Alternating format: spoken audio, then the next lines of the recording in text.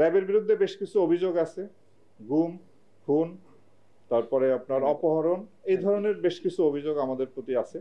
তা আমি আপনাদের মাধ্যমে দেশবাসীকে জানাতে চাই যে র্যাব সৃষ্টির পর আজ পর্যন্ত যে সমস্ত জনগণের যারা র্যাব দ্বারা নির্যাতিত বা অত্যাচারিত হয়েছেন তাদের কাছে, এবং যারা হত্যাকাণ্ডের শিকার হয়েছেন, যেমন নারায়ণগঞ্জের 7 খুন সহ যারা র্যাব কর্তৃক হত্যাকাণ্ডের শিকার হয়েছেন তাদের পরিবারের কাছে আমরা দুঃখ প্রকাশ করি এবং ক্ষমা প্রার্থনা করি, এবং পাশাপাশি এই সমস্ত ঘটনার সুষ্ঠু তদন্তের মাধ্যমে এর বিচার যাতে হয় সেটা আমরা প্রত্যাশা করি। অন্তর্বর্তীকালীন সরকার গুম খুন কমিশন করেছেন, আন্তর্জাতিক অপরাধ ট্রাইব্যুনাল এই ধরনের অপরাধ কগনিজেন্সে নিয়ে বিচার কার্য পরিচালনা করছে। তা আমরা আশা করব সুষ্ঠু নিরপেক্ষ তদন্তের মাধ্যমে আমাদের বিরুদ্ধে যে অভিযোগ আছে তার সুষ্ঠু তদন্ত হবে এবং এর বিচার হবে, এবং এইভাবেই আমাদের দায় মুক্তি সম্ভব। অন্য কোনোভাবেই আমরা এই দায় থেকে মুক্ত হতে পারবো না। কেবলমাত্র সুষ্ঠু তদন্ত এবং বিচারের মাধ্যমেই আমরা দায় মুক্ত হতে চাই।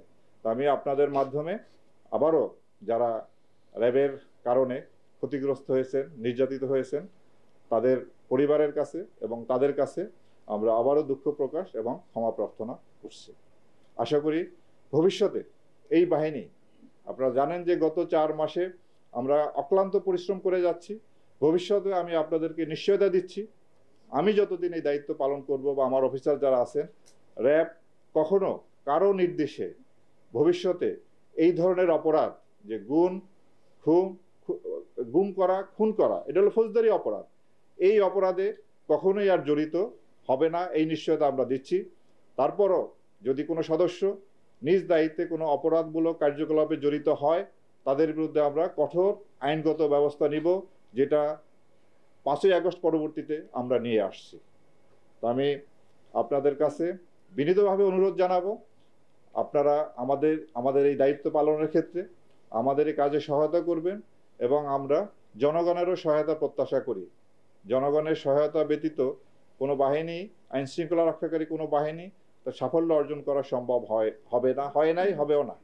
তো সুতরাং আমরা ভবিষ্যতে এই সহায়তা পাবো এবং আপনাদের সাহায্য সহযোগিতা নিয়ে আমরা এগিয়ে যাব একটি সুন্দর একটা বাংলাদেশ বিনির্মাণে, একটা অপরাধ যাতে নিয়ন্ত্রণে থাকে, বাংলাদেশ বিনির্মাণে আমরা সবাই একসাথে কাজ করব, এই আশাবাদ ব্যক্ত করে আমার বক্তব্য শেষ করছি। আপনাদের সকলকে অসংখ্য ধন্যবাদ।